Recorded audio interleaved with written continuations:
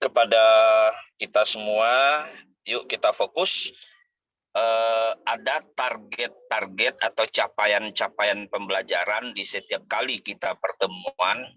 Harapannya seperti itu, supaya tidak lepas begitu saja kegiatan-kegiatan kita. Begitu juga kami sudah yakin Bapak Ibu juga sudah mengikuti pembekalan dan pembahasan yang ada di link YouTube yang sudah kami record. Mudah-mudahan ini semakin menguatkan kita dengan mendengarkan dan menyaksikan pembahasan, plus Bapak Ibu juga membaca materi-materi yang telah kita share di grup. Oke Bapak Ibu sekalian, dengan bismillah kita mulai. Kepada Bu Ucan, disilahkan. Siap, udah. Bismillahirrahmanirrahim. Aduh, ini ada yang share screen. Sebentar.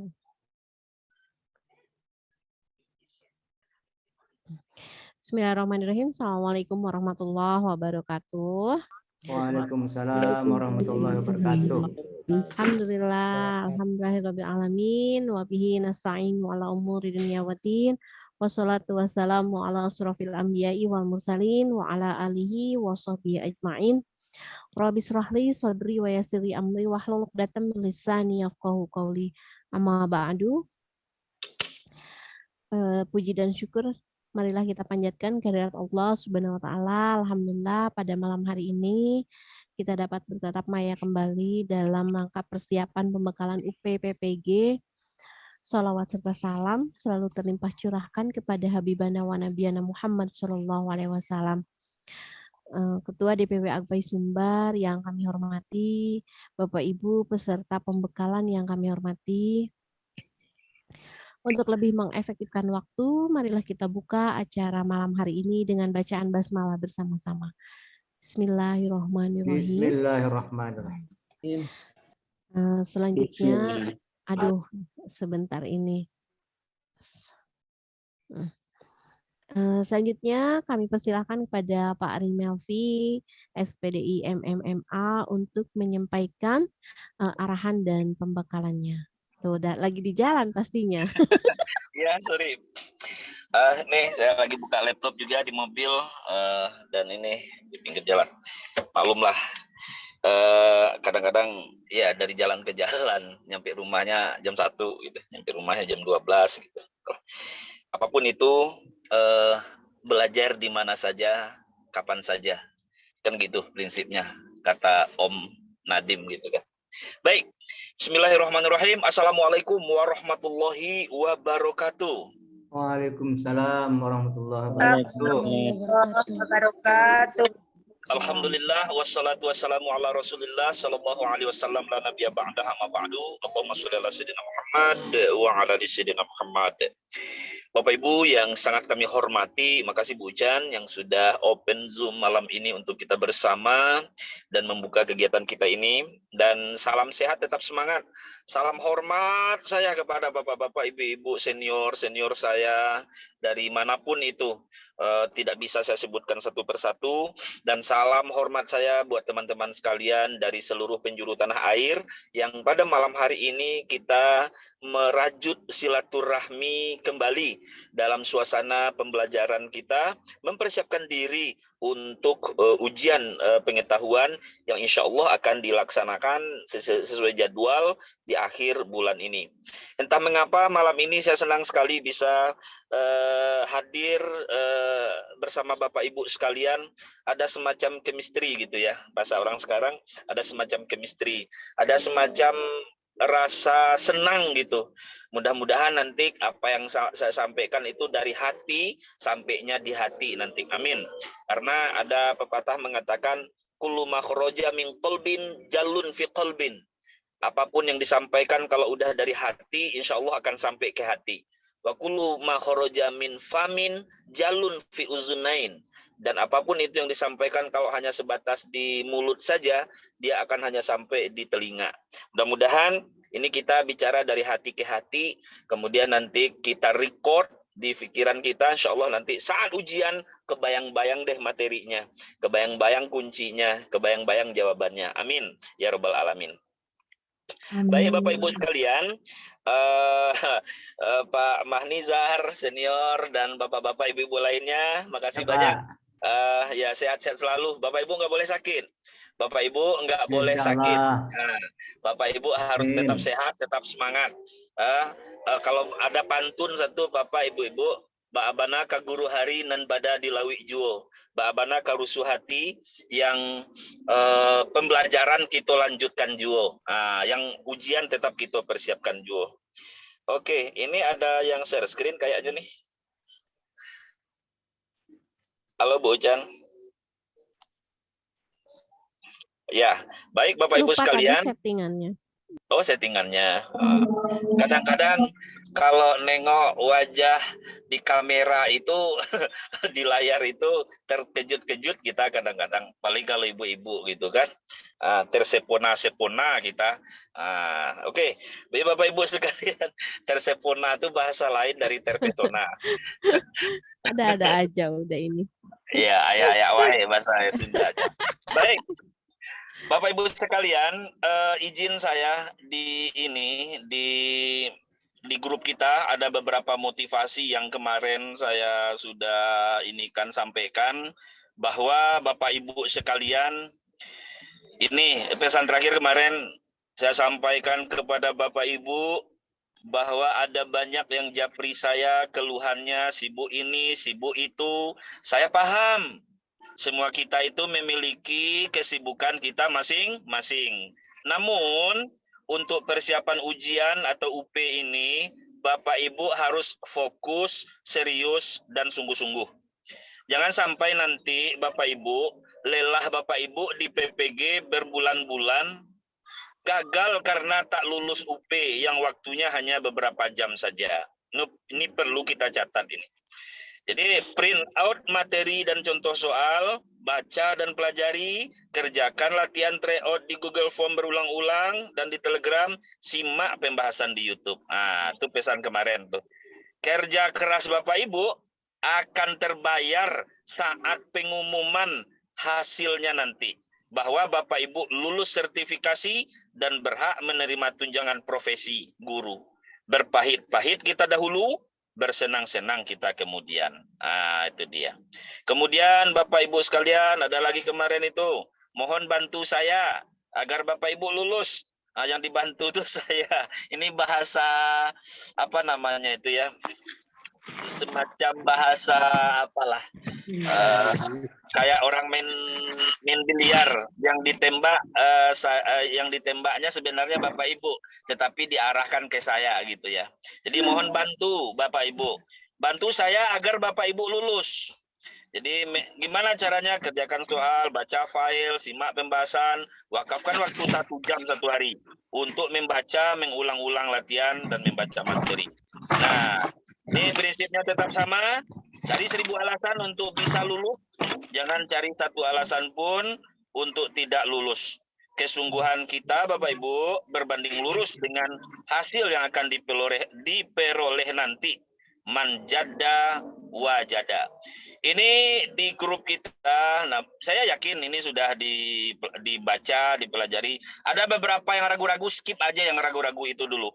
Kadang saya itu nggak sempat Bapak Ibu untuk merinci satu persatu kembali. Maklumlah, karena kesibukan. Mohon maaf sekali Bapak Ibu sekalian. Ini 3 minggu terakhir ini saya pulang malam terus. Karena PPDB ya di SMA, SMK itu ke PPDB-nya tahun ini tuh sangat menguras energi ya terkait dengan aturan inilah itulah. Jadi semua orang pada pengen anaknya masuk di sekolah negeri, semua orang pengen anaknya masuk ke sekolah favorit. Kebetulan saya bertugas di SMA 1 Padang. Waduh, tekanannya luar biasa Bapak Ibu. Saya wakil kepala bidang kesiswaan, ketua PPDB juga. Ya semuanya kita jalani dengan sebaik-baiknya. Tambah lagi persiapan-persiapan kongres kita dan lain-lain. Baik Bapak Ibu sekalian, Bapak Ibu kita sudah kemarin, Bapak Ibu sudah menyimak video-video rekaman ini. Malam ini kita akan lanjutkan pembahasan kita pada Assalamualaikum. materi berikutnya.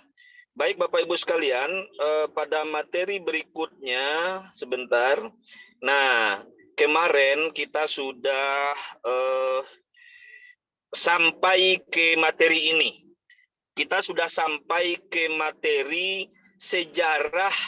Saya lanjutkan aja ya Bapak Ibu, karena pembahasan soal sebelumnya ada di record YouTube kita itu. Jadi sehingga nanti target dan capaian kita tercapai.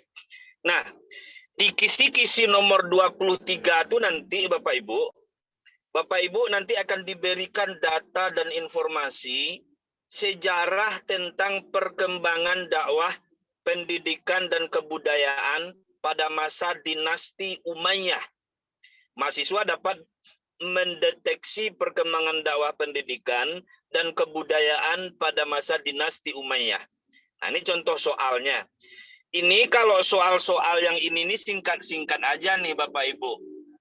Targetnya menggiring kita menguasai materi itu. Nanti soal-soal yang akan Bapak Ibu temukan saat UP nanti narasinya panjang-panjang. Ya Bapak Ibu ya. Kira-kira bisa dipahami Bapak Ibu? Nanti Bapak Ibu akan menemukan soal narasi-narasi yang panjang-panjang. Diberikan data dan informasi sejarah. Wah, stimulasi soalnya panjang gitu. Nah, tetapi ujung-ujungnya yang ditanya adalah materi-materi ini. Berikut ini adalah perkembangan ilmu pengetahuan pada masa Bani Umayyah di Damaskus, kecuali. Jadi pada masa Bani Umayyah di Damaskus itu, Bapak Ibu sekalian, perkembangan ilmu pengetahuan itu ada bidang diniyah, bidang tarikh, bidang filsafat. Kecuali kedokteran. Nah, kecualinya di kedokteran. Pusat pemerintahan dinasti Umayyah terletak di kota Damaskus. Nah, di kota Damaskus, Bapak Ibu sekalian. Pada masa dinasti Umayyah, sekretaris negara mengurusi masalah persuratan adalah pada masa dinasti Umayyah, sekretaris negara yang mengurusi masalah persuratan itu disebut Katibar Rasail. Nah, ini dia, Katibar Rasail.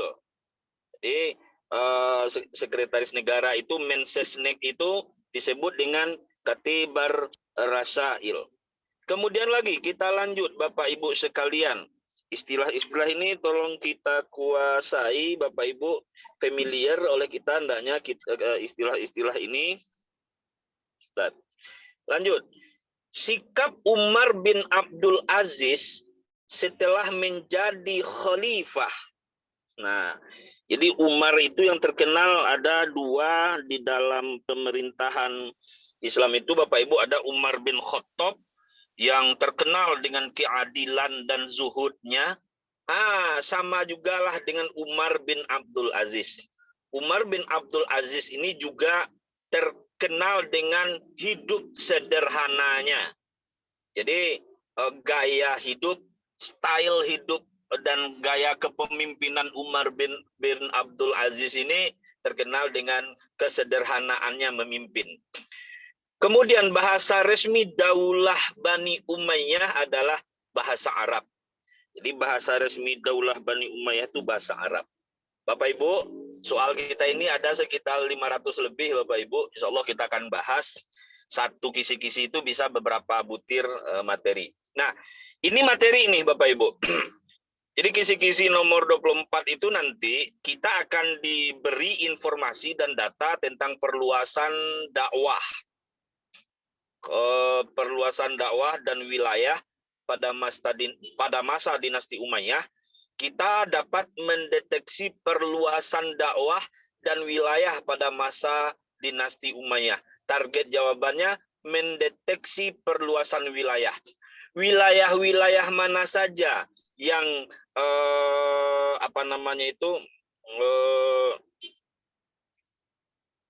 wilayah di masa dinasti Umayyah itu sampai ke mana perkembangan Islam, wilayah mana.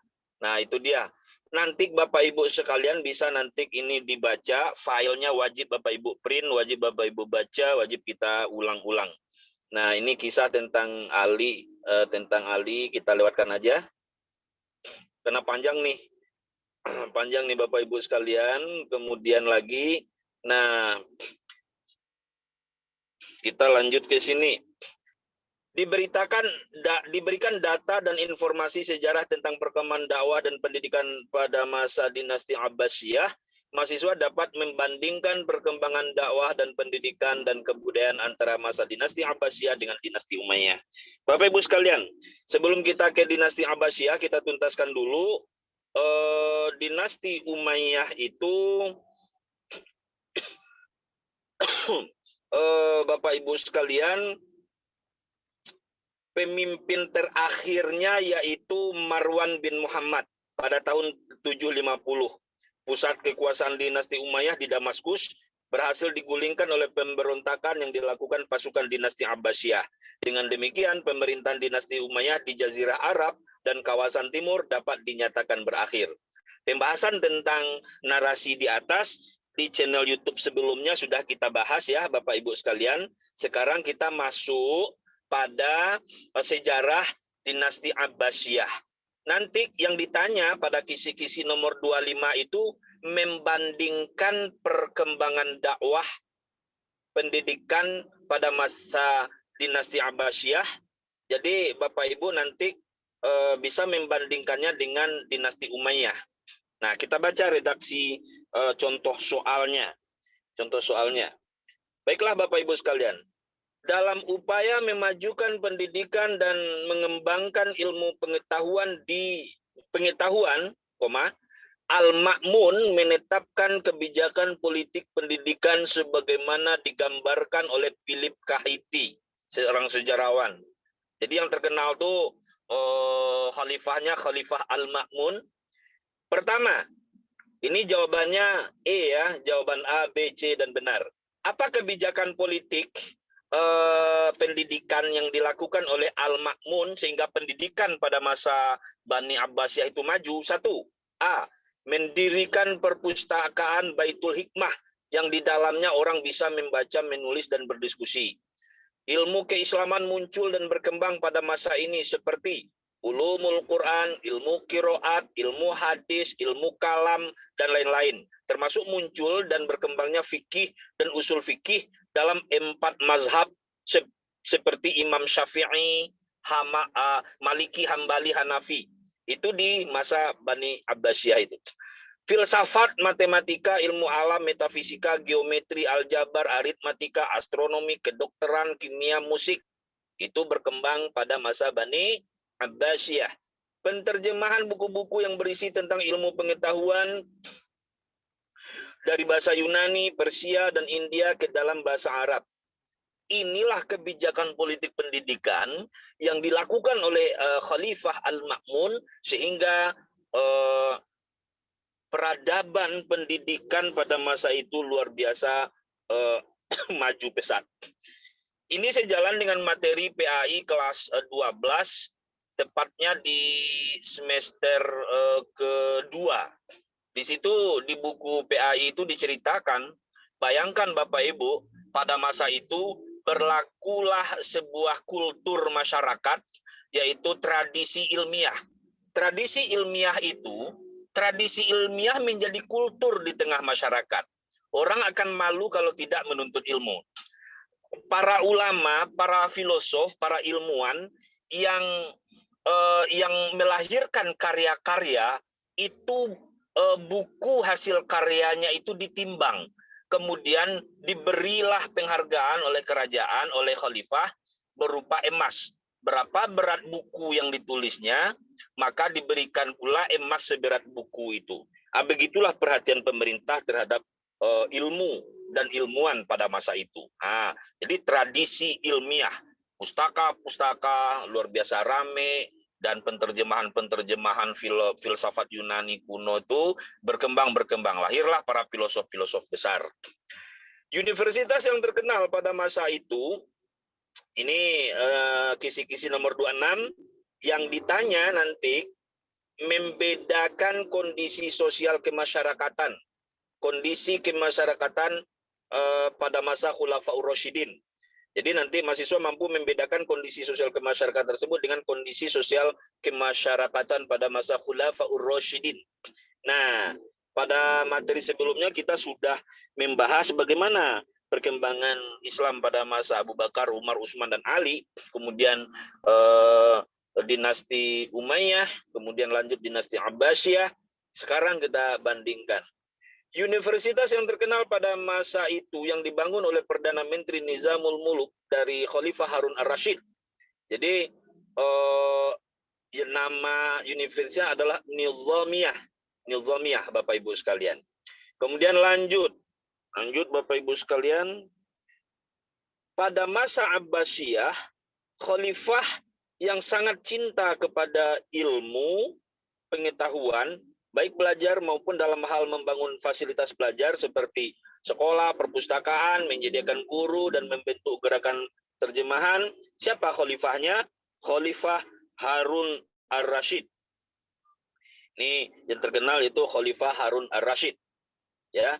Kemudian soal yang ke-100 kita lihat Bapak Ibu sekalian.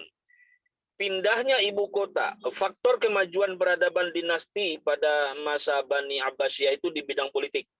Nah, kemajuan peradaban di bidang politik A, B, dan C benar. Jadi ada di antaranya ada 3 faktor ini betul, A, B, C ini betul semua. Yang ditanyakan ini faktor kemajuan peradaban dinasti Bani Abbasiyah di bidang politik. Apa itu faktornya? Pindahnya ibu kota negara dari Hashimiyah ke Baghdad yang dilakukan oleh Khalifah Al-Mansur. Yang kedua, banyaknya cendekiawan yang diangkat menjadi pegawai pemerintah dan pegawai istana. Jadi yang mengisi istana itu para pejabat-pejabat itu orang-orang yang cerdas, orang-orang yang berilmu pengetahuan gitu. Kemudian diakuinya Mu'tazilah sebagai mazhab resmi negara pada masa Al-Ma'mun pada tahun 827 Masehi. Jadi ini di antara indikator-indikator kemajuan peradaban di masa dinasti Abbasiyah pada waktu itu. Kita lanjut ya Bapak Ibu sekalian. Lanjut. Waduh, lari dia ke bawah. Sebentar Bapak Ibu sekalian. Nah, kita enter aja dia ke bawah biar enggak terputus dia. Terus bentar. Mana dia nih?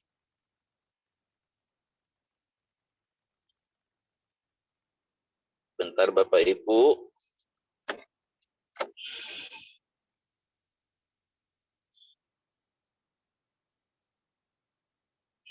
Lari dia.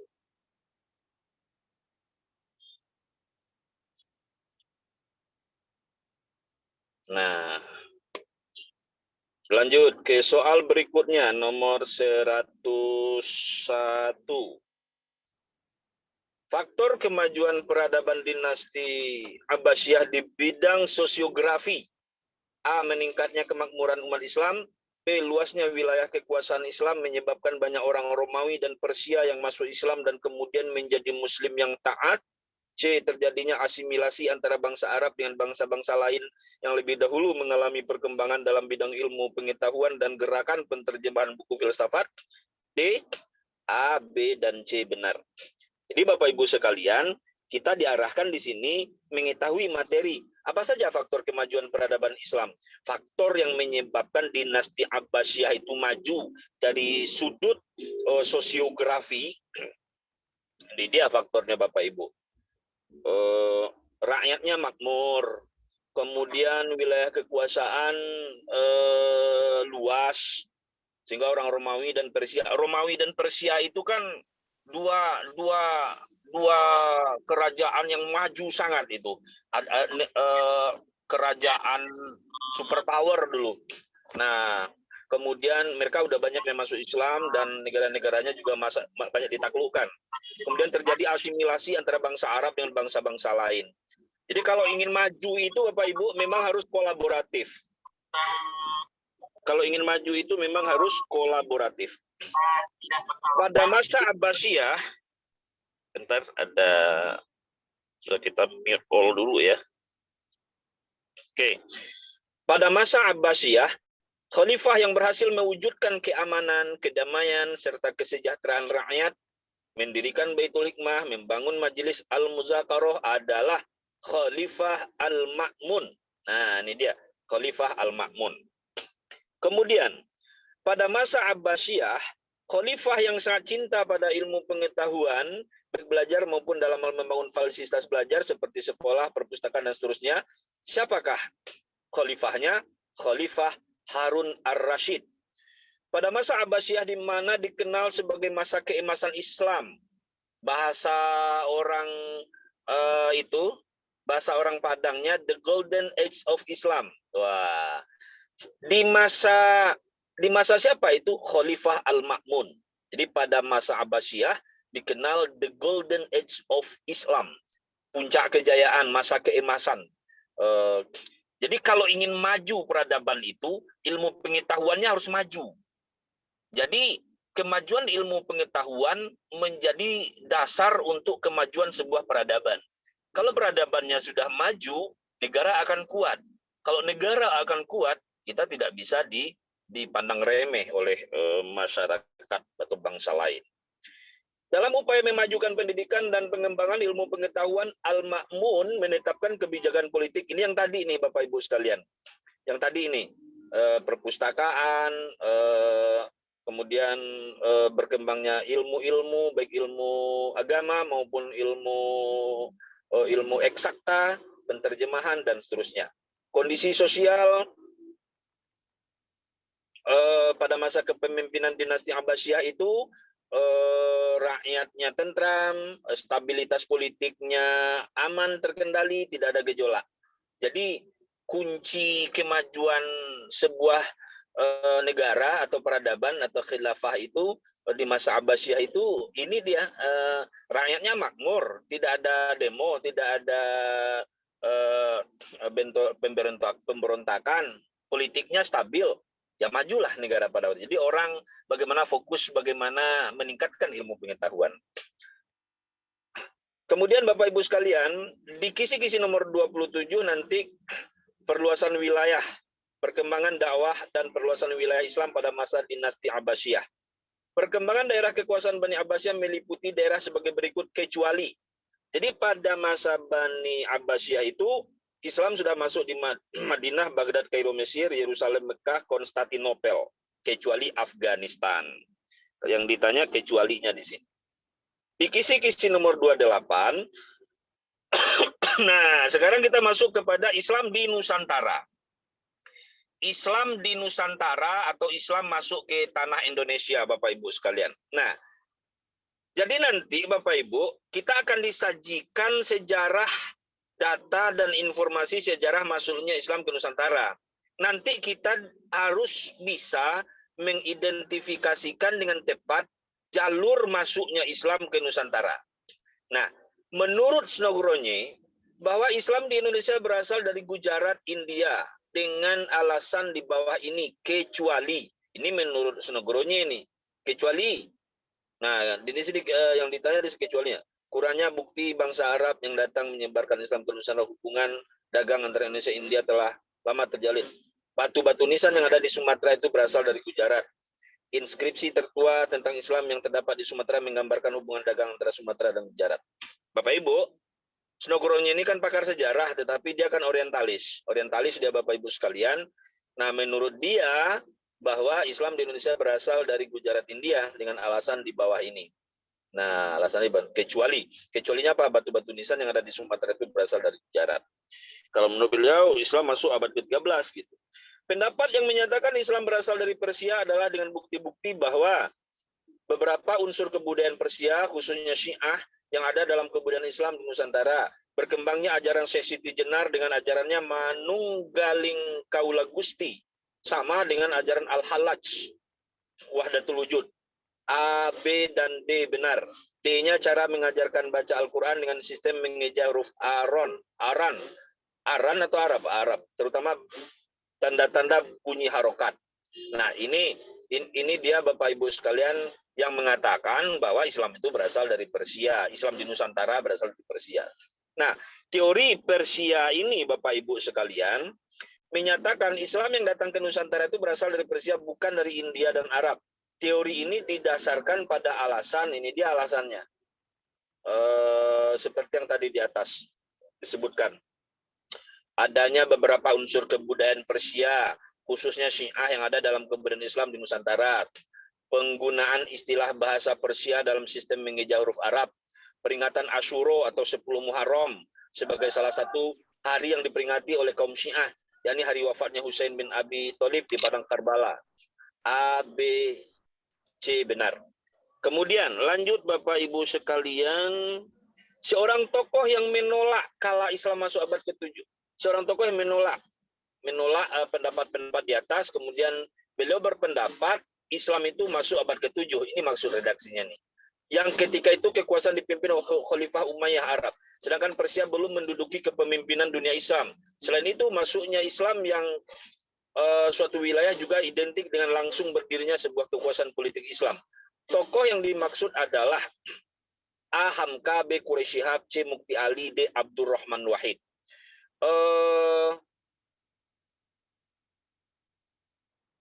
Ini maksud redaksi ini kita sempurnakan ini Bapak Ibu. Yang dimaksud di sini adalah tokoh yang menolak bahwa Islam itu masuk abad ke-13, tokoh yang menolak bahwa Islam itu berasal dari Gujarat dan Persia, dan tokoh yang berpendapat bahwa Islam itu berasal dari Arab langsung ke Nusantara dan itu terjadi pada abad ke-7, itulah dia Buya Hamka di antara tokohnya. Seorang tokoh yang menolak kalau Islam masuk ke Indonesia melalui Persia. Ini dia barusan saya bilang. Karena ketika itu kekuasaan dipimpin Khalifah Umayyah. Sedangkan Persia belum menduduki kepemimpinan dunia Islam. Siapakah tokohnya? Hamka.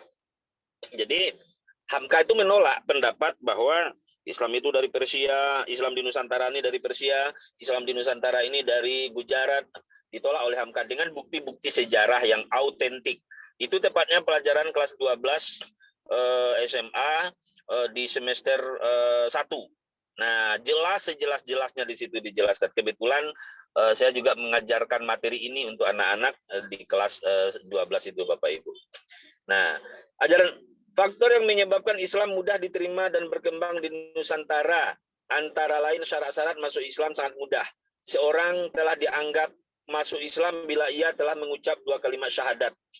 Jadi di sini target daripada jawaban Bapak Ibu di soal nomor 29 nanti perkembangan Islam di Nusantara, mahasiswa mampu memberikan argumentasi sejarah perkembangan Islam di Nusantara sebelum Indonesia merdeka. Jadi apa argumentasi kenapa Islam mudah diterima di Nusantara?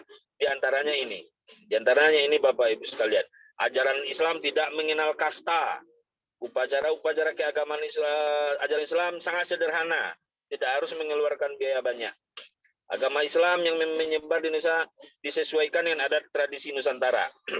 Sifat bangsa Indonesia yang ramah tamah, runtuhnya kerajaan Majapahit, semangat para penganut Islam untuk terus menyebarkan agama yang telah dianutnya. Jadi karena agama dakwah, sehingga Islam menyebar di Nusantara ini. Bapak Ibu sekalian, disajikan data dan informasi terkait dengan perkembangan dakwah Islam di Nusantara sebelum Indonesia merdeka. Mahasiswa dapat mengidentifikasi corak strategi dakwah Islam.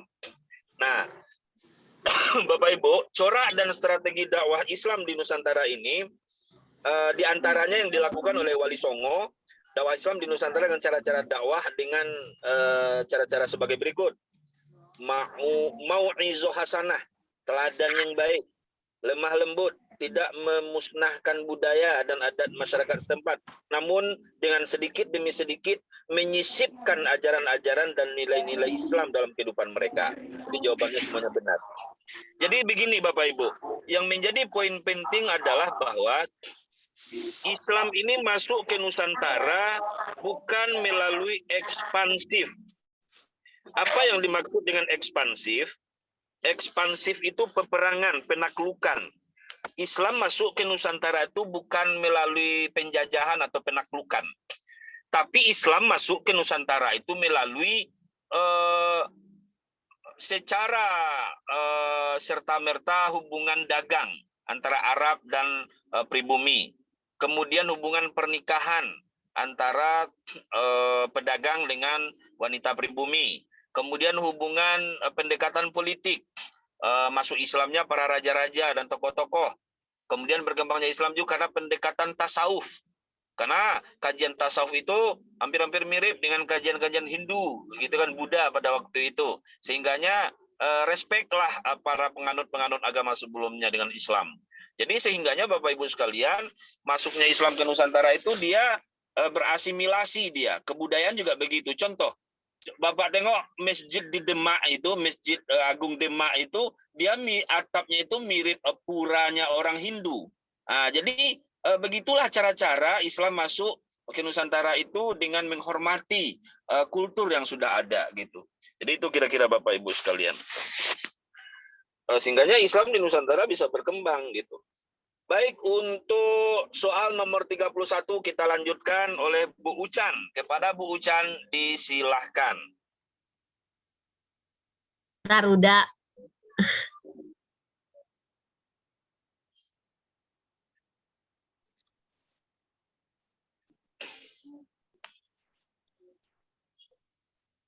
Oh ya, kira-kira yang saya sampaikan tadi bisa terdengar jelas Bapak Ibu?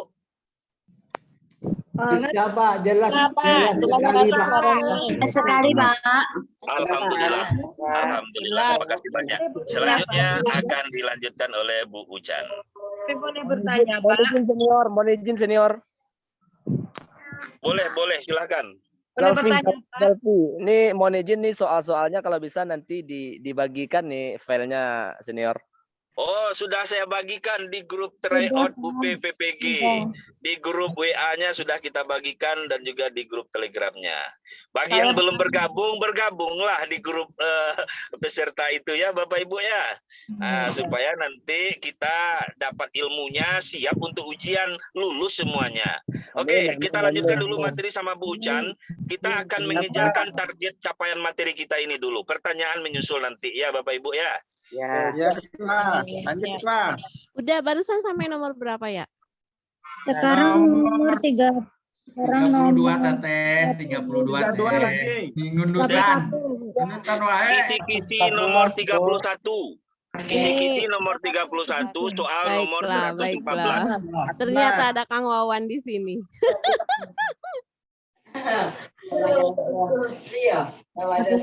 Bentar. Oh ya, siap. Baik, saya coba share screen ya Bapak Ibu. Oh, Bang Hero juga ada ya.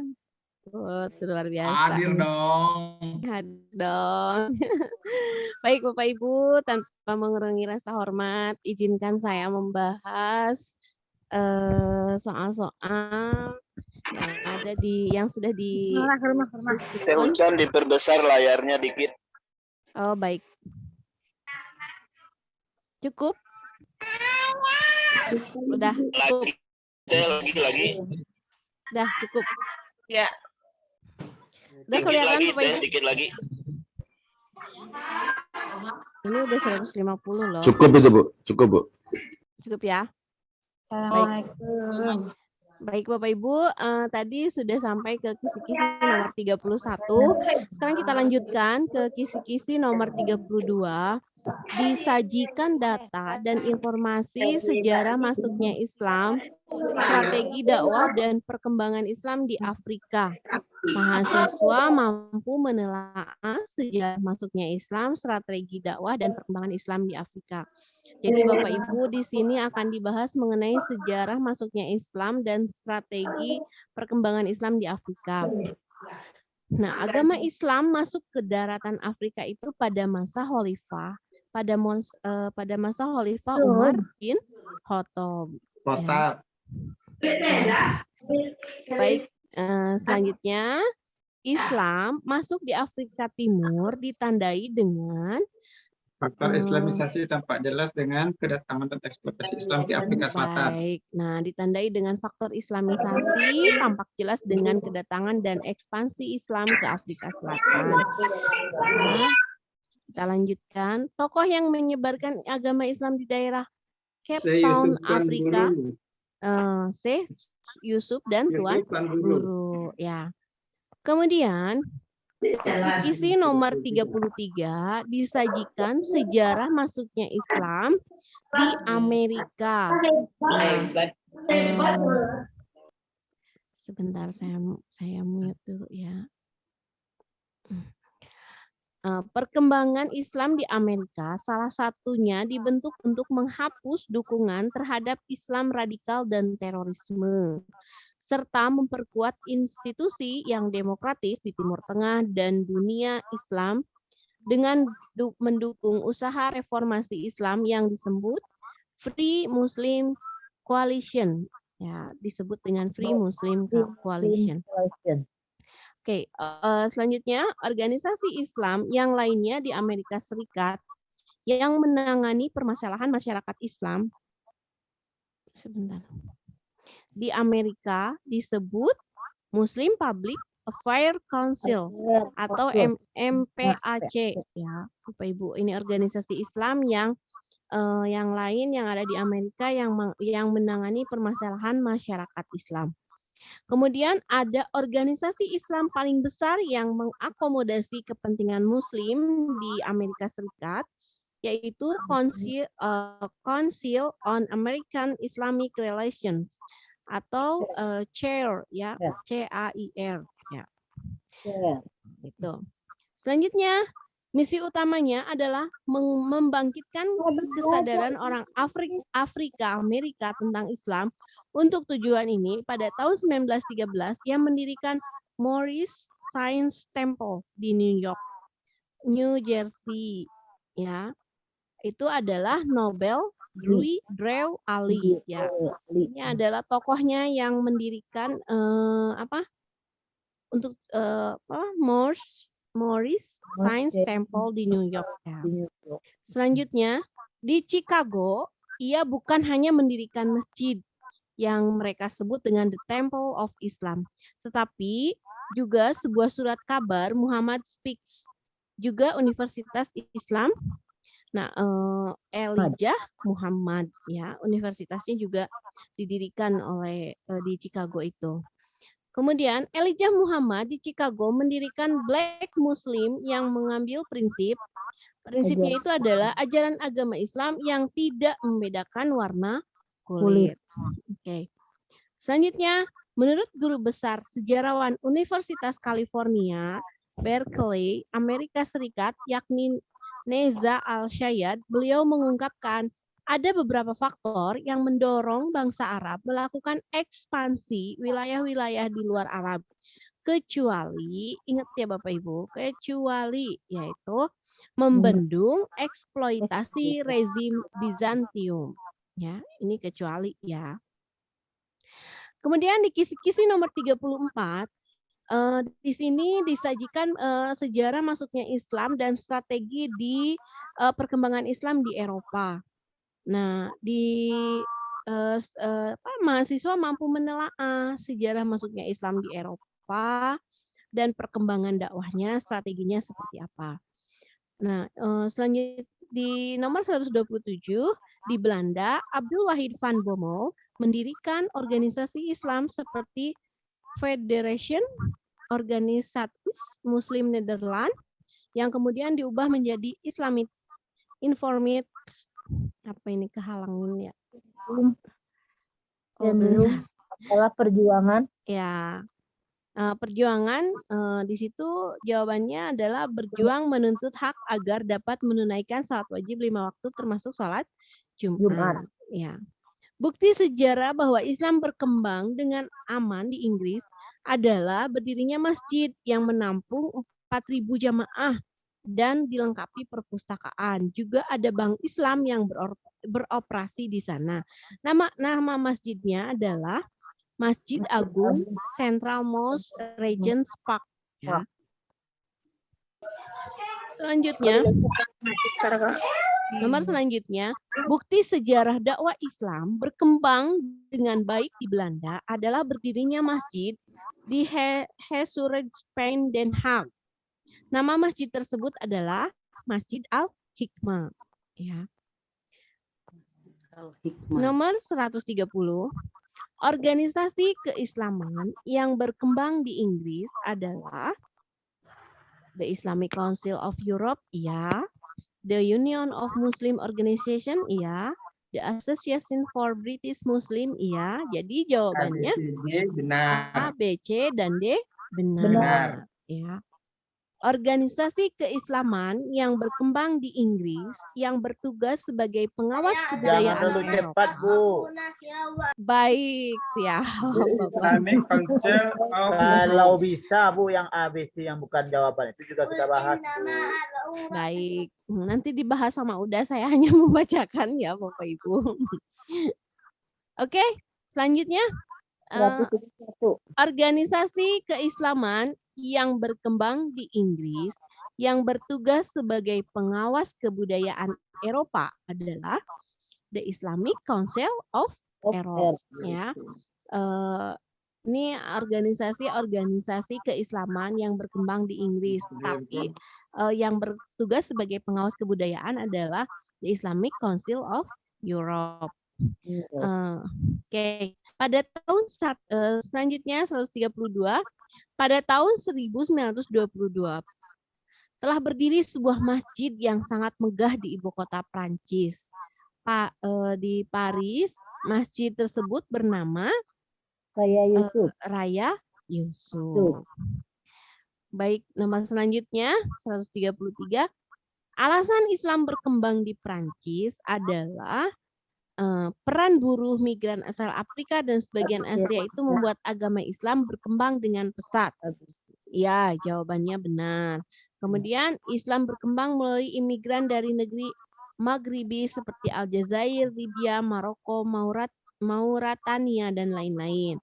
Ya, jadi jawaban A, B, dan C benar. Alasan Islam berkembang di Prancis itu karena peran buruh, migran asal Afrika, kemudian Islam juga berkembang melalui para imigran tersebut. Kemudian sekitar tahun 60-an, ribuan buruh Arab berimigrasi atau hijrah secara besar-besaran ke daratan Eropa, terutama di Prancis. Itu kisi-kisi nomor 34. Selanjutnya, kisi-kisi nomor 35, disajikan data dan informasi sejarah masuknya Islam, strategi dakwah, dan perkembangan Islam di Australia. Ya. Tadi di Eropa, sekarang kita ke Australia. Di Islamic nomor 134, di Islamic Museum Australia yang berada di Anderson Road, Thornbury, Victoria, dijelaskan bahwa pertama kali Islam masuk ke Australia ternyata dibawa oleh para pelaut dari Makassar. Ya, 135. Queensland Islamic Society Australia didirikan untuk melestarikan pertumbuhan kehidupan agama Islam yang tujuannya adalah untuk menyerukan pengamalan sosial masyarakat agar Muslim sebagai minoritas dihargai dan diakui keberadaannya. Oke. Selanjutnya ini nomor 36. Kisi-kisi nomor 3. Baik, sebentar, terlalu ke bawah. Disajikan kasus perilaku akhlak al-karimah. Nah, peserta didik mampu menilai hakikat akhlak al-karimah. Baik, nomor 136. Akhlak adalah kondisi jiwa yang mendorong tindakan-tindakan tanpa perlu berpikir dan pertimbangan lagi. Adalah pengertian akhlak menurut Ibnu Kawiyah kayaknya ini ya. Salah nulis ya. Ibnu Miskawai. Oh, Ibnu Miskawih benar ya. Miskawih. Udah benar. Baik. Dilanjut. Miskawih. Ya, 137. Oke. Akhlak ialah gambaran keadaan jiwa berupa sifat-sifat yang sudah mendarah daging yang mendorong dilakukannya perbuatan-perbuatan dengan mudah, lagi gampang tanpa berpikir panjang. Adalah pengertian akhlak menurut Imam Al-Ghazali. Ini Arabnya nggak jelas gini ya. Akhlaq ibadaratu indah itu sinafsirati sihatun anhu tusdirul af'ala bisyukulatin wa yusri min ghairin hajatin ila fikrin Enggak jelas, Bu. warawi. Ya, nggak jelas kalau di sini. Ya. Sama, Bu. Bu, saya juga enggak. Kalau di buku jelas. Oh Ya, iya. Ustaz, kalau di buku jelas. Kalau udah di print enak. Oh gitu, ya. Nanti Bapak Ibu lebih baiknya seperti itu di print, Ya, jadi biar jadi enak. menghafalnya juga. Iya, Ya. bisa Jadi berulang. ini Kamu ini, menurut Imam Al-Ghazali. iya, menurut Imam Al-Ghazali, Al-Ghazali. definisi akhlak menurut Imam Al-Ghazali ini Al-Ghazali. tidak jelas di sini. Settingan ini Arabnya belum di ini kayaknya laptopnya Kalau saya ini. lari-lari. Belum dirapihin. Iya, iya betul Bu.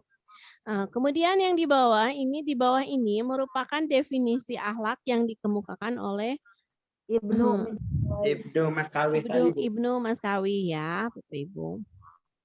Baik. Wis.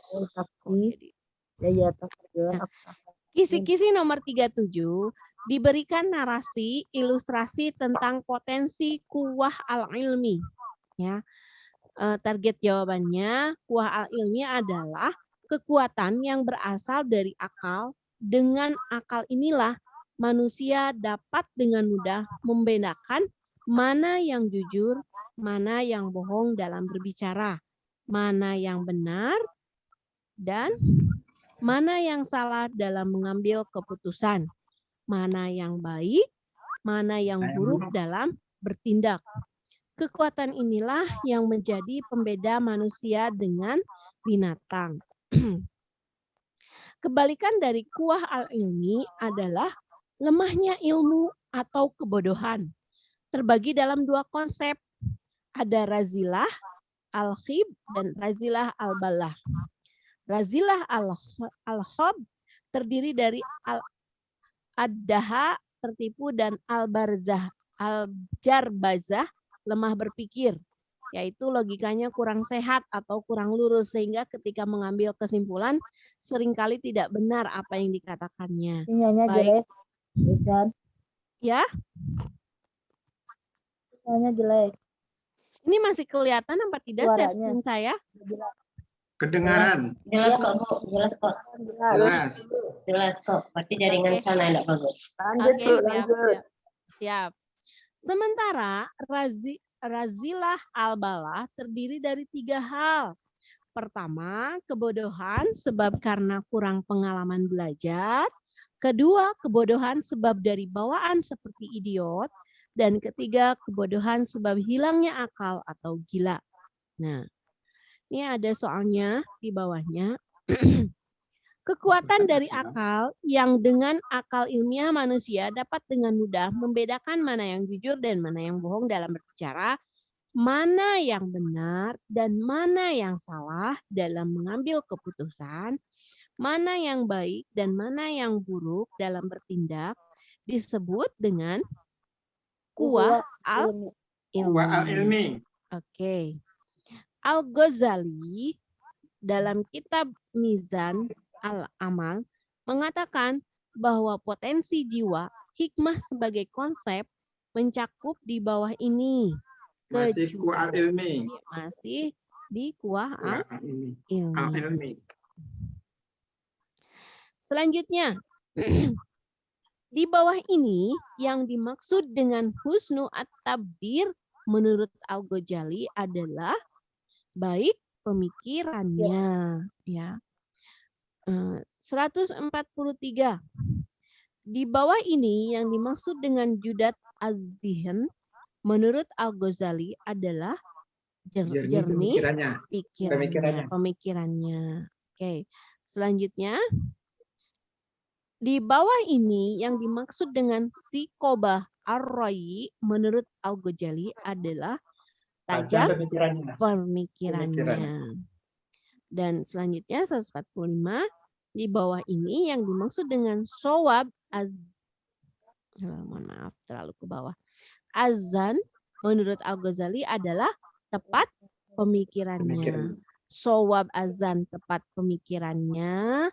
Sibah ar-ra'i tajam pemikirannya. Judat az-zidin jernih pemikirannya. Husnu at-tabdir baik pemikirannya. Itu menurut Al-Ghazali ya Bapak Ibu. Oke, selanjutnya nomor 146. Pemaknaan dari konsep hikmah, salah satu konsepnya adalah zaudat azin. Indikasi yang dapat ditemukan dalam konsep tersebut adalah yaitu memiliki kemampuan untuk dapat berpikir, memperoleh kebijaksanaan ketika dihadapkan pada pendapat yang mirip-mirip dan mengandung pertentangan-pertentangan dalam implementasi. Itu zaudat azin, ya, konsep hikmah. Kenapa, Pak? Kata kuncinya zaudat, berarti itu kebijaksanaan. Ya, zaudat. Zaudat itu adalah kebijaksanaan dan ya Bu, makasih. Berpikir memperoleh kebijaksanaan. Kalau husnu at-tabdir yaitu baik pemikirannya, mampu berpikir lurus dan menemukan kesimpulan terbaik. Ini husnu at-tadbir, ya. Selanjutnya, husnu itu anu ya Bu, baik itu ya Bu, husnul ya. khotimah itu kata kuncinya Bu. Ya betul. Husnul khotimah. Tahu kata kuncinya. Saya itu Pak. Husnul khotimah. Baik, kita lanjutkan Bapak Ibu. Ya, lanjut. Udah, ini sampai nomor berapa? Oke, sebentar. 150 aja, Coba Bu. geser ke bawah dikit dulu, Tete. Ya. Ibu 150, Bu. Nanti sama ketua lagi, Bu. Iya. Siap. Sampai A149. Oke.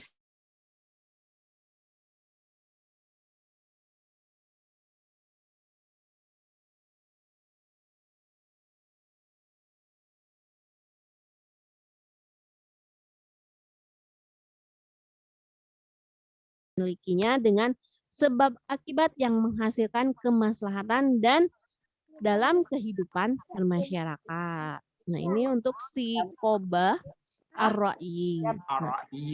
Oke. Kecepatan kemampuan dalam menghubungkan data-data ya. Kalau si Qobah. Kalau selanjutnya 149. Pemaknaan dari konsep hikmah, salah satu konsepnya adalah shawab azan. Indikasi yang dapat ditemukannya yaitu dalam konsep shawab azan akan mendapatkan taufik dari Allah dengan kesesuaian antara dugaan yang terdapat dalam alam pikirannya dengan kebenaran hakiki tanpa harus lama-lama memikirkannya. Nah, itu untuk shawab azan, yaitu mendapatkan taufik, kesesuaian antara dugaan yang terdapat dalam pikiran dan kebenaran hakiki. Baik, udah. Ini sudah sampai di nomor 149. Kisi-kisi selanjutnya nomor 38. Apa kita lanjut atau bagaimana? Udah? Lanjut. Oke, kita lanjut, Teteh. Siap. Kalau tidak seperti ini nggak belajar, Teteh. Oke. Kalau nggak seperti ini nggak belajar. Betul, Baik, Bapak Ibu sekalian, kita lanjut di nomor berapa tadi? 150 lagi, Ketua. 150. Oke, baik. 103. Kisi-kisi 38. Kisi-kisi 38. Oh, kisi-kisi 38. Saya mau tanya. Ya. Yang bawa Islam ke Australia dari mana, Bapak Ibu? Makassar. Pelaut dari Makassar itu ya. Nah, pelaut dari Makassar. Baik, Bapak Ibu sekalian. Ini kisi-kisi, waduh, ini tulisan Arabnya agak kacau di laptop ya, karena laptopnya belum disyahadatkan. Kalau laptop belum disyahadatkan, tulisan Arabnya kayak gini nih. Kacau beliau. Cukup di setting aja itu, Pak. Di setting iya, sama saya juga nyetingnya. Iya, punya saya juga begitu. Di kisi-kisi nomor 38 ya. Bapak Ibu, ini masalah akhlak. Masalah akhlak itu banyak sekali pembahasannya tadi. Mohon hati-hati dengan istilah-istilah yang tadi disebutkan Bu Ucan tadi ya, Bapak Ibu ya. Ya Bapak Banyak Ibu. kuahnya Pak. Kuah-kuah. Ya, banyak kuah gitu ya, banyak kuah. Kalau makan nasi Padang banyak kuah itu kebanjiran nanti. Susah Maksudnya menghafalnya itu Pak. kuah ya, istilah-istilah yang dikemukakan oleh para ilmuwan tasawuf atau ilmuwan akhlak itu banyak sekali. Kuah al-ghadab gitu ya. Kemudian ada syaja'ah. Syaja'ah itu pemberani ya Bapak Ibu ya. Nah, dan jadi istilah-istilah itu mohon nanti dikuasai gitu. Kuah al-ghadab, at-tawur, dan al-jubun. Jubun itu pengecut. Kemudian kuah asyahwah, al-iffah, macam-macam istilahnya Bapak Ibu sekalian. Nah, istilah-istilah ini mohon nanti dibaca-bacalah gitu ya. Oke, kita di kisi-kisi nomor 39 kah lagi? 38 udah. Oh, sorry. I'm so sorry. 38 ya? That okay. Oh, 38. Oh, jauh kali. Banyak nih materinya nih. Nih. Tentang kuah al-ghadab. Tentang potensi kuah al-ghadab. Potensi kuah al-ghadab. Bapak Ibu nanti harus mampu menyimpulkan kedua potensi jiwa ini untuk pondasi akhlakul karimah. Jadi nanti kuah al-ghadab. Nah, jadi ada kuah al-ghadab, dorongan manusia untuk menolak yang tidak disenangi dan mendapatkan kenikmatan yang bersifat abstrak dan batin, di mana ia bisa menghasilkan sifat utama yang dapat menjadi sumber akhlak yang mulia serta menumbuhkan kebaikan-kebaikan, yakni sifat syaja'ah. Syaja'ah itu berani Bapak Ibu ya. Kuah al-ghadab dan syaja'ah. Catat Bapak Ibu, dalam pikiran kita ada dua istilah, kuah al-ghadab dan syaja'ah. Syaja'ah itu menurut Al-Ghazali di dalam kitabnya Mizanul Amal ada sebagai berikut. Yang pertama al-karam, kebaikan budi. Yang kedua ada an-najdah, membantu menolong, berani untuk berbuat baik, berani untuk menolong. Kibr an-nafs, berjiwa besar, legowo ya. Kemudian al-ihtimal, berani dalam ketahanan dalam bekerja, al-wiqar, tenang. Jadi perlu kita ketahui bahwa kuah al-ghadab juga dapat mendorong perbuatan yang buruk bagi seseorang. Apa itu? Jawabannya adalah at-tawur al-jubun. Dengan adanya dorongan manusia dari dalam dirinya untuk mendapatkan kenikmatan yang bersifat abstrak dan batin, berupa kemuliaan atau kekuasaan manusia bisa at-tahur, nekat. Manusia itu bisa saja nekat, Bapak Ibu. Demi demi mendapatkan yang dia inginkan. Bisa juga manusia itu jubun, menjadi pengecut. Jadi sifat takut yang berlebihan, mempertahankan diri dari berbagai masalah kehidupan. Anak-anak kita nanti harus diajari berani, Bapak Ibu. Anak-anak kita harus diajari harus kuat di dalam mempertahankan dirinya, kuat di dalam menghadapi berbagai macam yang buruk-buruk yang akan menimpa dirinya. Nah, ini soalnya. Menurut Imam Al-Ghazali, dorongan manusia untuk menolak yang tidak disenangi dan mendapatkan kenikmatan bersifat abstrak dan batin, itulah yang disebut dengan kuah al-ghadab. Kuah al-ghadab dapat mendorong perbuatan yang buruk bagi seseorang, yaitu at-tawur dan jubun. Tahawur itu nekat, jubun itu pengecut. Kekuatan yang ada dalam diri manusia yang mendorong perbuatan-perbuatan untuk memperoleh kenikmatan yang bersifat zahir, yang inspirasi oleh panca inderanya seperti mencari makanan dan minuman, mencintai lawan jenis dan lain-lain, itu disebut al-quwwah asy-syahwah, syahwat. Ya, itu disebut dengan al-quwwah asy-syahwah. Kuah asyahwah akan menjadi baik apabila dapat terdidik oleh akal dan syariat. Syahwat itu akan terkendali kalau dia kokoh akal dan syariatnya. Jadi kalau orang yang akalnya tidak jalan, syahwatnya sama dengan syahwat kaki 4 binatang, apalagi tidak dikendalikan oleh syariat, maka ia akan menghasilkan sifat yang disebut al-ifah. Jadi kuah asyahwah akan menjadi baik apabila dapat terdidik. Nah, apa yang disebut dengan kuah asyahwah yang terdidik itulah yang disebut dengan ifah. Ifah itu artinya menahan diri dari perkara-perkara yang diharamkan Allah. Itu ya Bapak Ibu.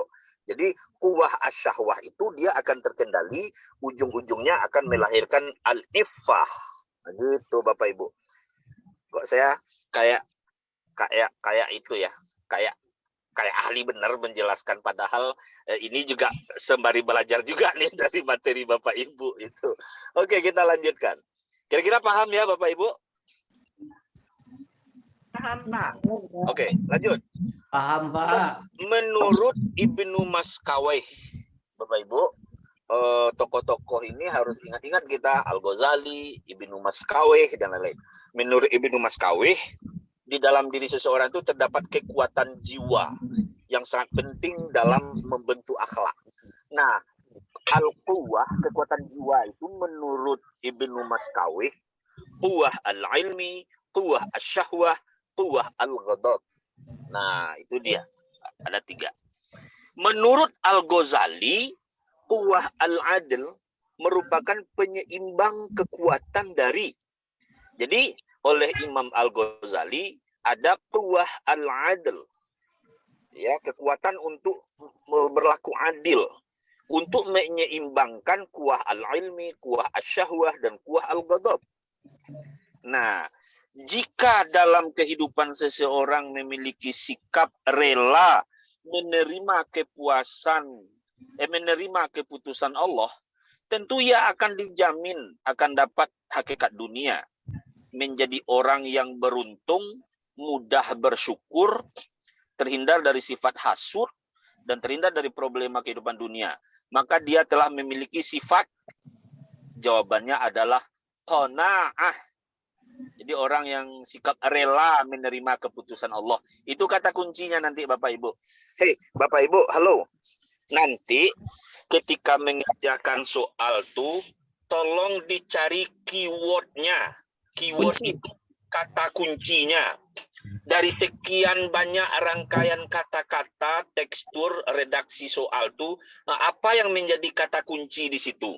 Kalau di sini, yang menjadi kata kunci, rela menerima keputusan Allah. Nah, kan itu ya, rela menerima keputusan Allah, sehingga kita akan diarahkan qanaah. Qanaah. Sehingganya terhindar dari sifat hasud, terhindar dari problema kehidupan dunia dan seterusnya. Pokoknya cari kata kuncinya. Jika dalam kehidupan seseorang memilih meninggalkan hal-hal yang subuhat. Kata kuncinya di sini meninggalkan hal-hal yang subuhat karena khawatir membahayakan nasibnya di akhirat kurang baik, maka ia telah memiliki sifat wara. Bapak Ibu, seseorang yang tertanam di jiwanya meninggalkan hal-hal yang subuhat. Jangankan yang haram, yang subuhat saja dihindarkannya. Itu orangnya wara itu, Bapak Ibu sekalian. Sama seperti kisah Umar bin Abdul Aziz kalau saya tidak salah ya. Ketika anaknya masuk ke dalam ruang kantor istananya, ruang kerjanya. Siapa di pintu? Saya, anakmu. Terus dia matiin lampu. Anaknya terkejut. Kenapa Papa matikan lampu? Dulu. Kemudian Umar bertanya, mau urusan apa kamu ke sini nak? Urusan keluarga atau urusan pemerintahan? Urusan keluarga Pak. Terus dimatikannya lampu. Ditanya sama anaknya, Pak, kenapa dimatikan lampu? Kita kan mau berbicara urusan keluarga. Sedangkan lampu ini dibeli oleh negara, minyaknya dari negara. Nggak mau kita berbicara masalah keluarga diterangi oleh lampu yang dibiayai oleh negara. Bayangkan itu Bapak Ibu sekalian. Jadi itu contoh-contoh perilaku wara daripada para pemimpin-pemimpin terdahulu. Sebentar Bapak Ibu.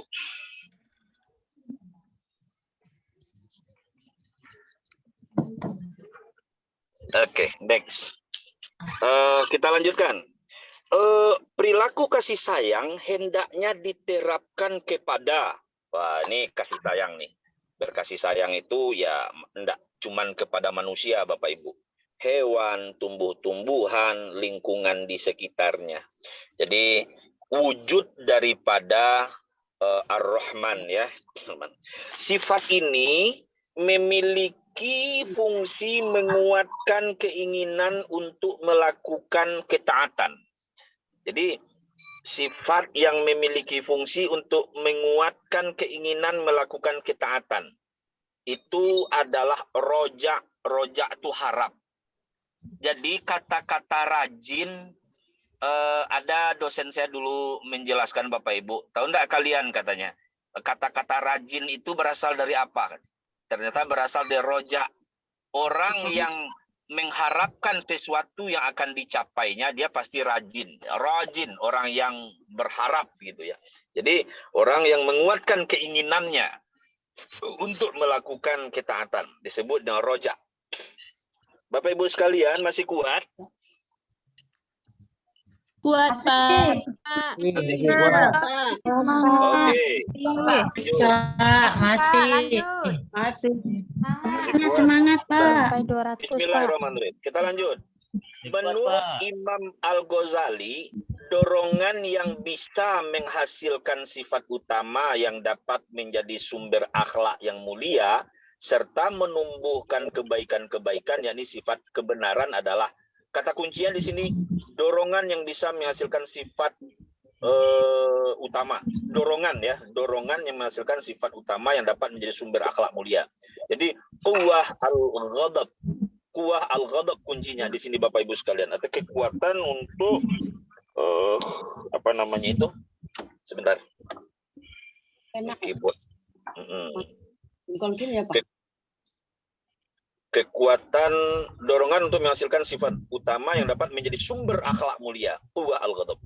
Syaja'ah, kembali ya. Syaja'ah menurut Al-Ghazali dalam kitab Mizanul Amal, materi yang tadi kita baca, meliputi banyak sifat turunannya. Turunannya ada al-karam, kecuali, yang kecualinya di sini nih yang ditanya Bapak Ibu. Kecuali, berarti selain dari yang kita jelaskan tadi, al-ghadab. Ya, kecualinya al-ghadab. Syaja'ah itu turunannya ada al-karam, ada an-najdah, ada kibr an-nafs, ada al-ihtimal, ada al-hilmi, ada al-wiqar. Tenang. Menurut Imam Al-Ghazali, dorongan manusia untuk menolak yang tidak disenangi dan mendapatkan kenikmatan bersifat abstrak, quwwah al-ghadab. Jadi Pak Ibu, ini kan soal diulang-ulang materinya, betul enggak? Tujuannya apa? Tujuannya apa? Tujuannya kita belajar secara drill, mengulang-ulang supaya lengket di kepala kita, lengket di hati kita materinya. Itu intinya tuh Bapak Ibu ya. Jadi jangan nanti, kenapa ini soal berulang-ulang? Itu ke itu aja yang dibahas sampai 600 butir soalnya. Tujuannya adalah untuk kita menguasai konsep materinya. Itu intinya. Perasaan penuh harap akan surga dan berbagai kenikmatan lainnya sebagai buah dari ketaatan kepada Allah itu disebut roja. Bukan rujak ya, roja. Kalau rujak, waduh, ingat rujak saya. Rojak. Kalau rujak enak lah itu Bapak Ibu. Pakai cabai rawit, pakai gula aren, pakai kecap. Biasanya ibu hamil suka rujak itu. Nah ini rojak. Kacang Jawa sedikit ya macam. Tambah kacang sih Bang. Tambah kacang ya. Oke, baik. Aduh, ini saya ini lagi ini Bapak Ibu, lagi menjemput anak saya, dia di rumah tahfiz. Jadi ini adiknya udah keluar nih, tinggal abangnya lagi nih, Jadi dia masuk rumah tahfiznya habis maghrib sampai jam 9. Nah si anak gadisku udah keluar, tinggal anak bujang lagi. Oke, kita lanjut beberapa item lagi. Semangat Bapak Ibu sekalian. Bismillahi Allahu Akbar. Yang penting kita kuasai materinya, lulus 100%. Amin. Allahu Akbar. Nah, sekarang masuk di kisi-kisi nomor 39 tuh Pak Ibu. Nanti akan ada kisah perilaku seseorang. ada cerita tentang seseorang nanti yang senantiasa mengerjakan amal soleh. Nanti Bapak Ibu harus dapat menyimpulkan hakikat amal soleh dalam implementasinya di kehidupan sosial. Jadi yang ditanya nanti hakikat amal soleh. Hakikat amal soleh. Nah, menurut Zamakhsyari ya. Iya itu betul. Saya lupa ingat ini nama tokoh. Zamakhsyari. Menurut dia amal soleh itu adalah amal soleh diartikan sebagai semua perbuatan yang sesuai dengan ajaran Al-Quran dan Sunnah Nabi. Nanti soalnya Pak Ibu diceritakan seseorang yang seperti kunci ini, perbuatan yang sesuai dengan Al-Quran, sesuai dengan Sunnah Nabi. Nah, jadi menurut Zamakhsyari ini adalah ini adalah amal soleh menurut beliau. Baik. Dan Bapak Ibu nanti rekaman YouTube-nya akan kita rilis nanti. Saya terdengar ada yang screenshot di situ. Nggak apa-apa, nanti kita ini supaya bisa mengulang-ulangnya lagi. Oke, next. Nomor 40 Bapak Ibu.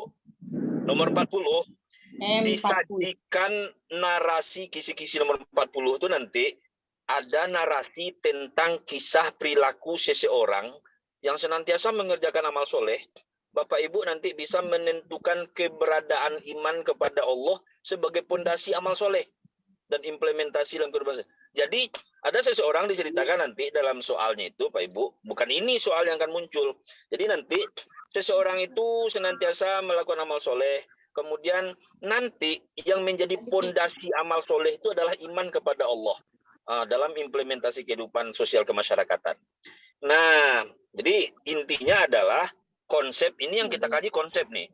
Amal soleh itu dibingkai dengan iman yang akan menghasilkan rencana yang matang dan tawakal, dikerjakan dengan niat yang ikhlas, sabar dan atau syukur, dapat menerima ridho hasilnya sebagai bagian dari takdir Allah. Jadi kuncinya nanti Bapak Ibu sekalian bahwa kata kuncinya di sini adalah amal soleh itu didasarkan dibingkai dengan iman kepada Allah.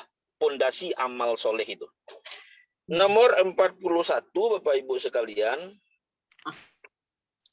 disajikan narasi tentang kisah perilaku seorang yang senantiasa mengerjakan amal soleh. Bapak Ibu nanti dapat menentukan keberadaan tawakal kepada Allah sebagai pondasi ya.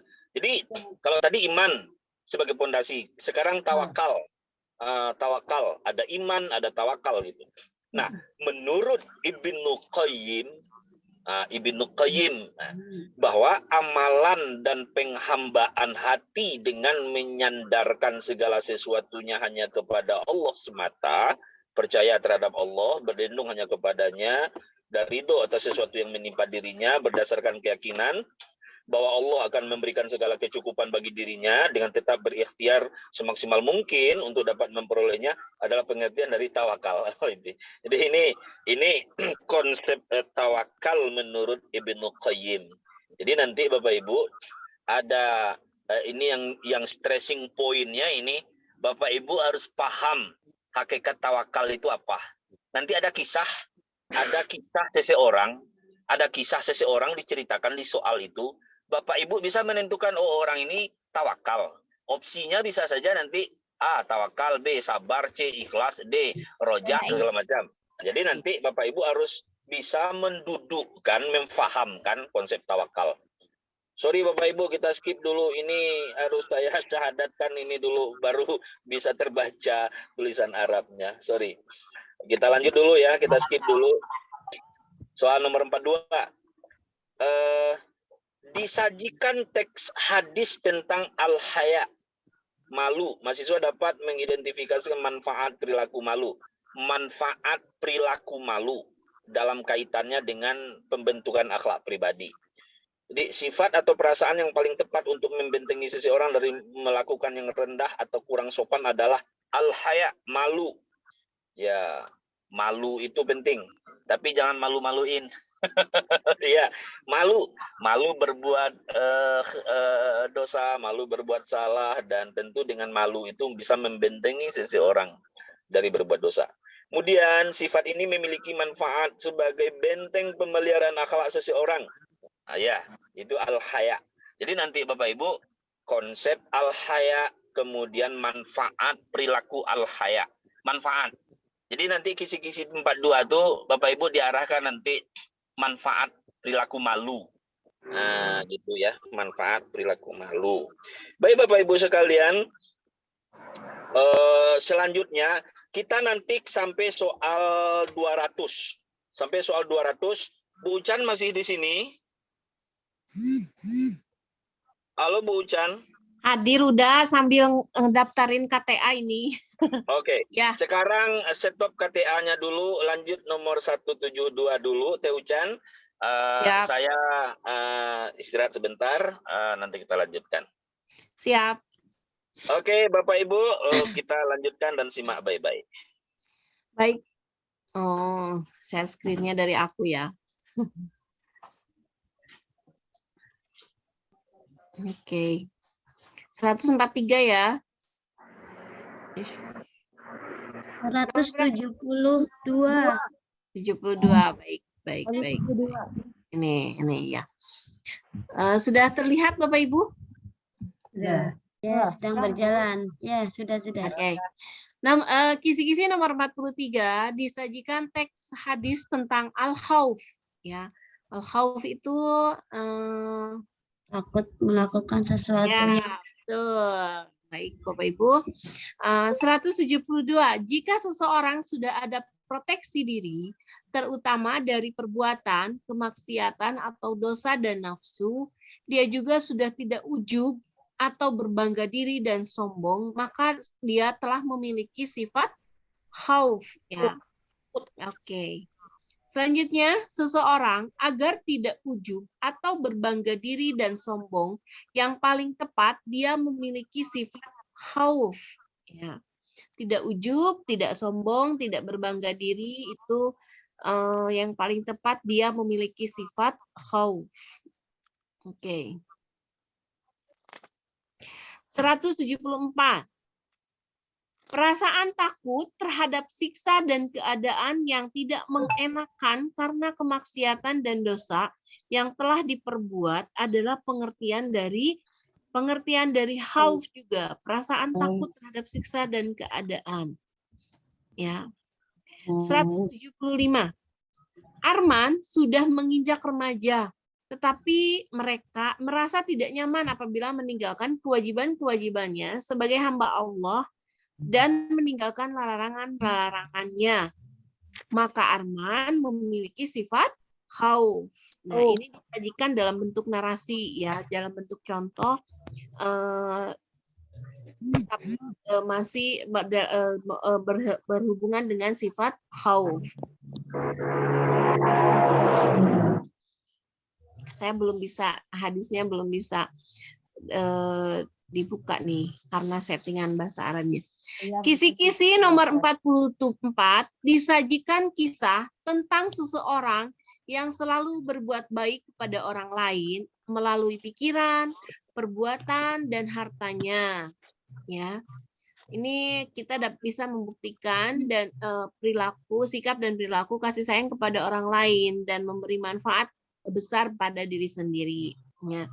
Ini di sini tuh ada hadis, tapi hadisnya tidak bisa terbaca di laptop saya karena settingannya belum di setting ini. Ini hadisnya tentang kasih sayang itu tidak terbatas ya, Bapak Ibu. Jadi di kisi-kisi nomor 44 itu disajikan hadis. Nah, hadis ini merupakan dasar bahwa kasih sayang itu tidak terbatas. Oke, kisi-kisi nomor 45. Selalu mendahulukan dan memberi maaf kepada orang lain ketika terjadi kesalahan. Mahasiswa dapat membuktikan sikap dan perilaku maaf kepada orang lain. Nah, ayat Al-Quran yang memerintahkan kita untuk memiliki sifat pemaaf adalah ada di surat Al-Ghabun ayat 14. Ya. Oke Teteh, selanjutnya saya lagi ya Teteh ya. Baik, silakan udah. Lagi registrasi KTA kayaknya. Iya, ini banyak, masih ada yang minta dibantu. Ya. Saya lanjutkan. Baik, kita lanjutkan pada pembahasan berikutnya. Sampai nomor berapa? Sekarang 177 udah. 78. Hormati. 178. Bentar. Nah, bentar. Ini kita skip aja dulu. Masuk ke ini. Mana 178 nggak kebaca.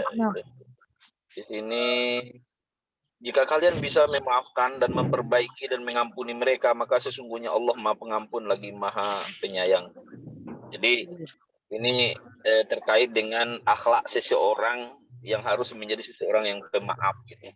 Di Bapak Ibu, Allah saja Maha Pengampun, Allah saja Maha Pemaaf, betul enggak? Masa ya kita nggak bisa memaafkan orang lain, betul enggak Bapak Ibu? Nah, intinya adalah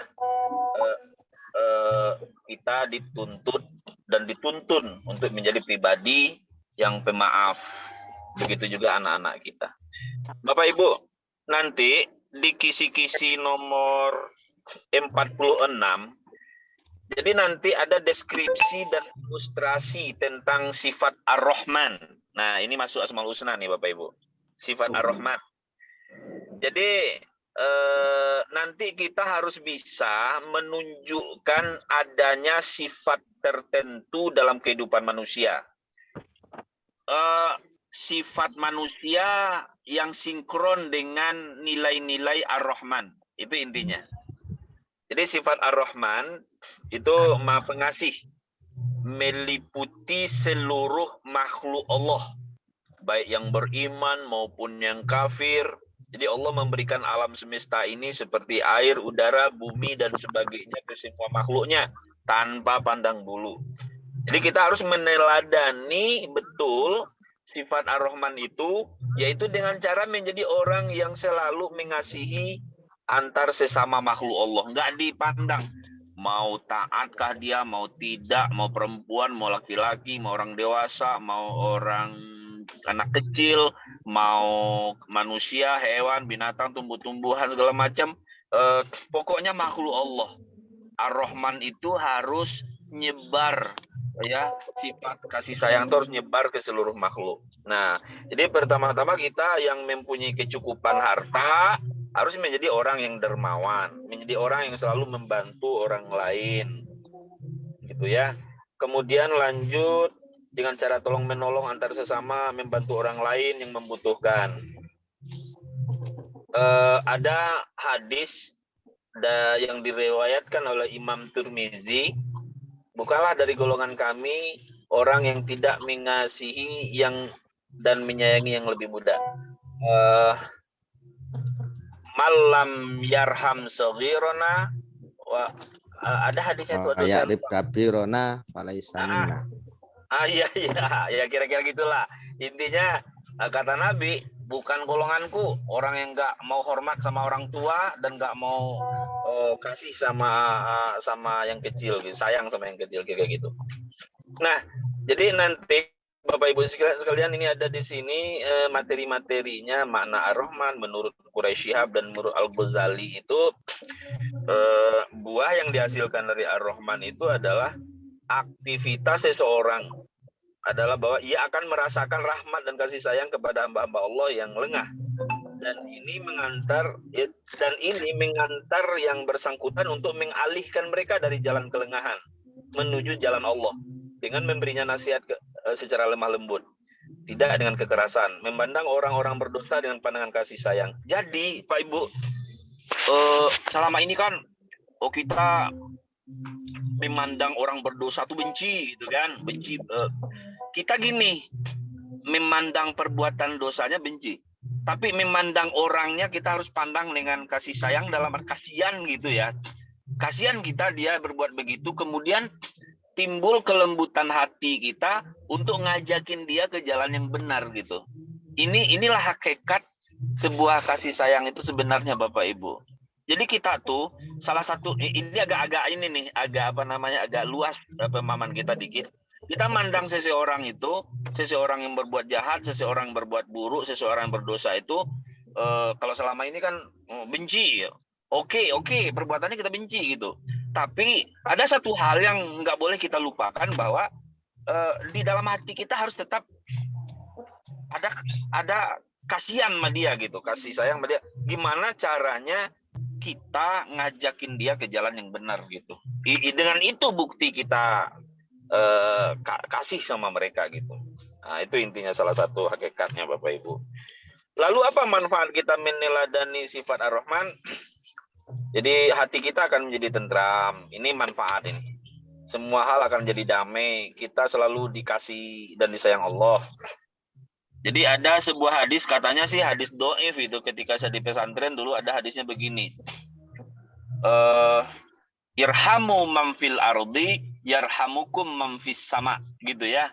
Jadi ada ini, ar-rahimu nayarhamuhumur rahman, irhamu man fil ardi yarhamukum man fis sama. Orang-orang yang memiliki sifat kasih sayang, dia akan dikasihi, dia akan disayangi oleh Sang Maha Pengasih. Oleh karena itu, kasihilah apa saja yang ada di bumi, engkau akan dikasihi oleh makhluk Allah yang ada di langit. Dan engkau akan dikasihi oleh Sang Maha Pengasih. Katanya sih ini hadis do'if, tetapi maknanya bagus gitu. Inspiratif gitu ya Bapak Ibu. Oke, 179. Pernyataan di bawah ini yang benar dalam meyakini sifat Ar-Rahman kecuali. Jadi pernyataan di sini yang benar dalam meyakini sifat Ar-Rahman kecuali siapapun boleh menyandang nama Ar-Rahman ini. Karena Allah Maha Penyayang, Maha Pengasih. Ini enggak ini jawaban yang kecualinya, yang enggak benarnya. Jadi pernyataan yang benarnya adalah aktivitas seorang bahwa ia akan merasakan rahmat dari kasih sayang kepada hamba-hamba Allah. Nama Ar-Rahman hanya khusus bagi Allah semata. Tiada selainnya yang berhak menyandang nama ini kecuali Abdurrahman, hamba Allah. Gitu ya. Kemudian Allah Subhanahu wa taala bersifat Maha Penyayang terhadap seluruh makhluknya. Kisi-kisi nomor 47 Bapak Ibu. Kisi-kisi nomor 47 tuh ada sifat Ar-Rahman Al-Malik. Al-Malik. Nanti Bapak Ibu harus mampu menunjukkan adanya sifat Al-Malik dalam kehidupan manusia, baik itu di dunia dan di akhirat. Jadi target jawabannya ini, Al-Malik itu diterjemahkan sebagai raja gitu ya, yang menguasai dan menangani perintah dan larangan, anugerah dan pencabutan, anugerah dan pencabutan. Karena itu biasanya kerajaan terarah kepada manusia, tidak kepada barang yang sifatnya tidak dapat menerima perintah dan larangan. Jadi orientasinya ke manusia gitu. Salah satu kata Al-Malik dalam Al-Quran adalah yang terdapat dalam surah An-Nas, Malikin Nas, raja manusia. Dalam Al-Quran, tanda-tanda kepemilikan kerajaan adalah kehadiran banyak pihak kepadanya untuk bermohon agar dipenuhi kebutuhannya atau untuk menyampaikan persoalan-persoalan besar agar dapat tertanggulangi. Allah Subhanahu wa taala melukiskan betapa yang Maha Kuasa itu melayani kebutuhan makhluknya. Sebagaimana firman Allah, setiap yang di langit dan di bumi bermohon kepadanya. Setiap saat dia dalam kesibukan memenuhi kebutuhan mereka. Itu surah Ar-Rahman ayat 29. Lagi kalau salah ya salah. Oh iya. Coba dicek dulu surat Al-Hajj. Nah, kita lanjut Bapak Ibu sekalian. Nah, Quraisy Shihab menjelaskan satu sifat Allah Al-Malik. Kata ini menurutnya mengandung kekuatan legalitas. Nah, ini menurut Quraisy Shihab. Al-Malik menurut Quraisy Shihab kekuatan legalitas. Jadi menyatakan Allah tuh menyatakan bahwa dirinya sebagai Malik Yaumiddin, pemilik hari pembalasan. Lanjut Quraisy Shihab. Memang kepemilikan, kekuasaan serta kerajaan Allah itu di dunia terkadang banyak yang tidak mengakuinya. Tapi hakikatnya adalah Quraisy Shihab mengatakan Allah Subhanahu wa taala menyatakan dirinya antara lain memenuhi kebutuhan dan permintaan makhluk, Malik Yaumiddin. Tetapi dari kemudian nanti semua akan mengakuinya. Jadi ketika dunia banyak yang tidak mengakui bagaimana al-maliknya Allah, tapi di akhirat semuanya akan mengakuinya. Gitu. Manusia yang meneladani sifat Allah ini hendaknya menguasai kerajaan dan mengelolanya dengan baik. Kerajaan manusia adalah kolbunya. Nah, agak ini agak filosofis nih Bapak Ibu. Kerajaan manusia itu adalah kolbunya, hatinya. Sementara bala tentranya adalah syahwat, amarah, dan nafsunya. Jadi, Bapak Ibu, kalau kerajaan kita adalah hati, bala tentranya adalah syahwat, amarah, dan nafsu, kita yang sang pemilik kerajaan, mampu nggak kita mengendalikan kerajaan kita? Kalau kerajaan kita tidak terkendali, maka tentranya, syahwatnya, amarahnya, nafsunya tidak akan terkendali. Jadi intinya itu Bapak Ibu sekalian. Wah, ini agak panjang nih pembahasannya nih Bapak Ibu. Ada juga penjelasan tentang Abdul Malik, gitu ya, hamba Allah. Manusia harus bersikap rendah hati, tidak sombong, tidak semena-mena. Manusia wajib mempertanggungjawabkan sikap perbuatannya dan sebagainya. Nah, ini contoh soal. Asma. Kepulang. Iya betul. Terus. Sebentar, kayaknya udah lagi menjemput anaknya. Iya, bentar Bapak Ibu sekalian. Gerbangnya mau tutup, saya bahas 180. Ini soal terakhir ya Bapak Ibu. Asmaul Husna yang memiliki makna tidak butuh pada zat yang sifatnya segala yang wujud, bahkan dia adalah yang butuh kepadanya, dan seterusnya. Ini yang disebut dengan Al-Malik. Oke. Itulah kira-kira Bapak Ibu sekalian pembahasan kita pada malam hari ini terkait dengan latihan-latihan soal kita, terkait dengan soal-soal latihan UP, PPG. Bapak Ibu, kita akan terus baik itu di Zoom maupun di record di YouTube, nanti kita akan sampai tuntaskan yang file ini akan kita tuntaskan nanti Bapak Ibu sekalian, sehingganya tuntas satu-satu. Ditambah lagi nanti di file-file lain kita juga akan tuntaskan dengan target tidak lain tidak bukan materi itu kita terkuasai. Kemudian redaksi dan tekstur soal itu terkuasai pula oleh kita. Gaya-gaya soalnya harus kita pelajari Bapak Ibu. Apapun itu filenya, materinya, baik yang kami share ataupun dari kontributor lainnya, kita akan tetap share di grup Bapak Ibu dengan target bahwa mudah-mudahan di beberapa minggu terakhir ini bisa kita intensifkan latihan-latihan terus. Teman-teman yang retaker tetap bersabar ya Bapak Ibu, kuatkan hati, jangan pernah lelah. Jangan pernah lelah Bapak Ibu. Kemudian teman-teman yang PPG tahun 2022 jangan sampai retaker. Mudah-mudahan semua kita nanti UP kita lulus secara maksimal nanti Bapak Ibu sekalian. Itu saja mungkin yang bisa kita bahas malam ini. Insya Allah besok atau lusa kita lanjut lagi. Mudah-mudahan tidak ada kendala ini itu segala macam. Kalaupun ada kendala saya akan sempatkan merekod atau merekam pembahasan itu untuk kita tonton di channel YouTube. Saya sangat berharap dan selalu ada di dalam doa saya dan doa kita semua tentunya bagaimana nanti proses ujian Bapak Ibu lancar dan kita benar-benar dapat nanti ketika ujian sehingga kita lulus 100%. Itu aja mungkin yang bisa saya sampaikan Bapak Ibu sekalian. Saya doakan Bapak Ibu, kita saling mendoakan dalam kebaikan. Amin. Dan insya Allah Bapak Ibu jangan pernah lelah lah, jangan pernah berhenti menyerah, harus tetap optimis Bapak Ibu sekalian. Baik Bapak Ibu, itu saja dari saya dulu.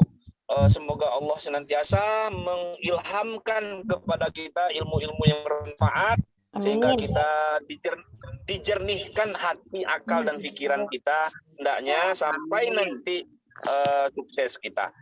Baik, itu saja. Billahi taufik wal hidayah. Wassalamualaikum warahmatullahi wabarakatuh. Saya kembalikan kepada Bu Jana. Terima kasih udah untuk pembahasan malam ini. Saya rasa cukup sampai di sini. Mudah-mudahan Bapak Ibu tidak pernah berhenti belajar. Kita persiapkan semaksimal mungkin apa yang sudah disampaikan. Soal file ini sudah kirim di grup, nanti biasanya dikirim ulang sama Uda. Kalau misalnya ada di chat ini banyak sekarang minta dikirimkan ulang file